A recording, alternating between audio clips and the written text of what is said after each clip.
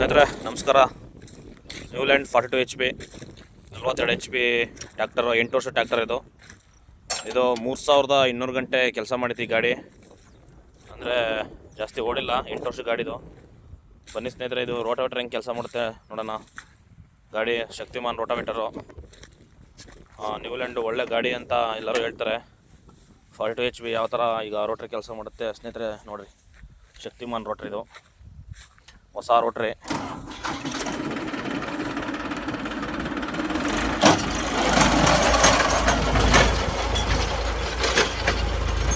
ಒಳ್ಳೆ ಸ್ಪೀಡ್ ಹೋಗುತ್ತೆ ಸ್ನೇಹಿತರೆ ರೋಟ್ರಿಗೆ ಗಾಡಿದು. ನ್ಯೂಲ್ಯಾಂಡು ಸ್ವಲ್ಪ ಮೂವಿಂಗ್ ಸ್ಪೀಡ್ ಜಾಸ್ತಿ ಇದು, ಮತ್ತು ರೋಟಾವೇಟರ್ ಸ್ಪೀಡು ಜಾಸ್ತಿ ಇದೆ ಸ್ನೇಹಿತರೆ.